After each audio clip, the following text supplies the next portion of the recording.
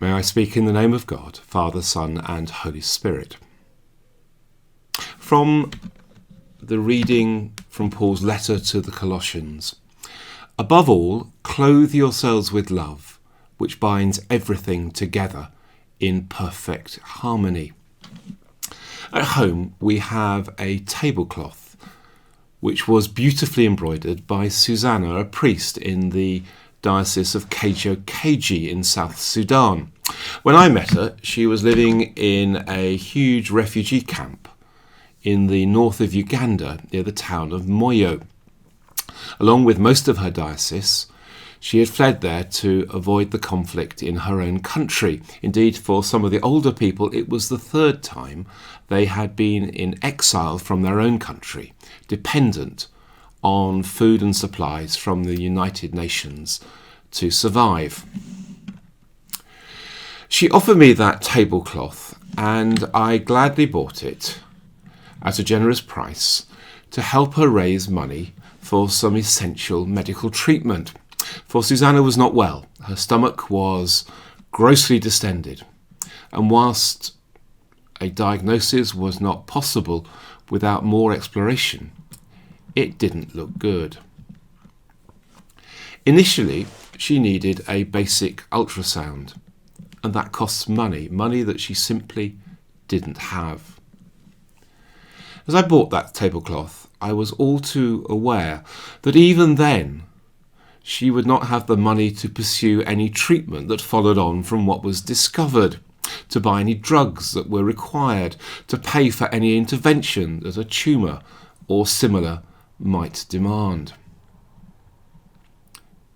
Whilst I was with Susanna, in the same camp, not that far away, a young mother was dying after childbirth with a hemorrhage that just couldn't be controlled, and for whom there were no blood supplies to replace the blood that was being lost.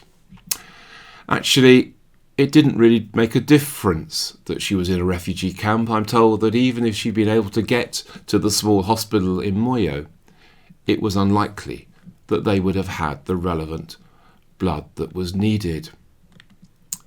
Not for the first time, but in a way that was stark and chilling, I gave thanks to God for the NHS and for the free access to excellent health care that we have in our own country.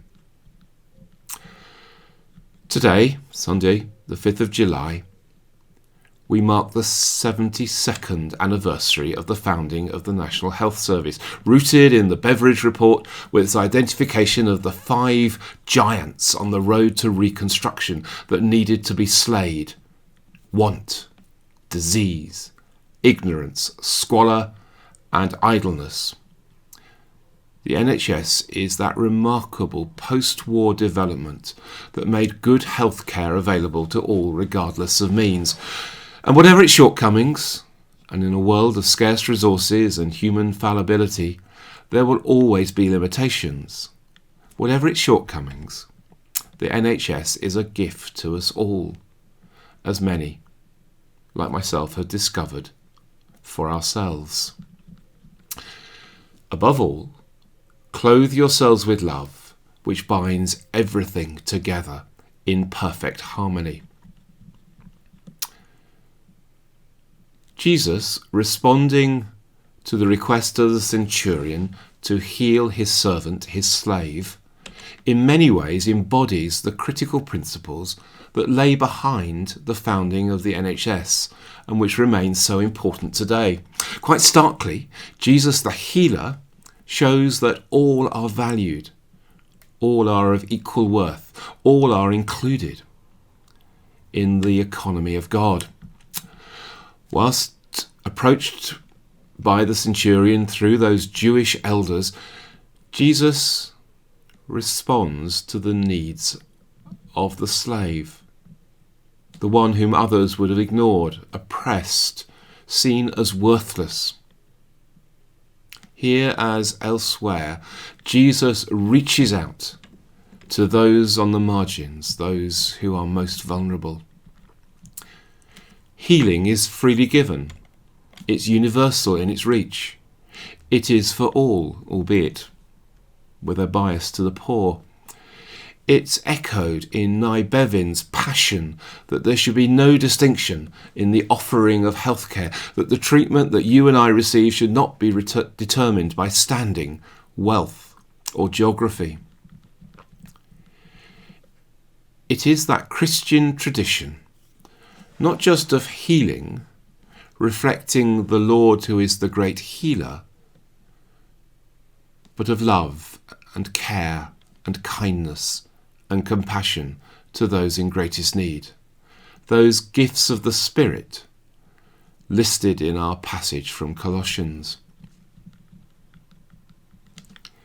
It's our country's history of leper hospitals, sanatoriums, and voluntary medicine that so often was inspired by and funded by Christian vision and charity.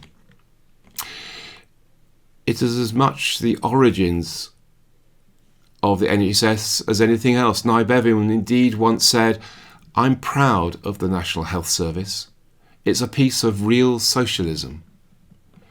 It's a piece of real Christianity too, you know." Above all else, clothe yourselves with love, which binds everything together in perfect harmony. Today, Sunday, July the 5th, at 5 p.m, we're invited once again to applaud for the NHS and indeed for all who have responded to the impact of the virus. To remember those gospel principles of the worth of each individual, the centrality of healing to the ministry of Jesus, and the importance of love for our neighbour. Not just to celebrate the remarkable love of so many in their care for the sick, and also sadly for the numbers who have died over recent months, but also to be inspired by that example of practical love for others. The NHS was part of that reconstruction after the darkness of war, as we prepare to reconstruct our damaged world after coronavirus. Let us do two things. Firstly, let's give thanks for the provision of good health and healing.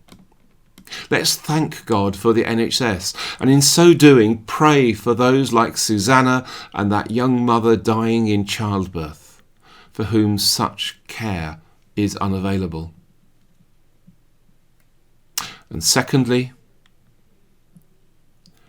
let each one of us ask, what does it mean for me? What does it mean for me to be clothed in love, that I may pay my part in a society where all are valued, all are included, all are loved?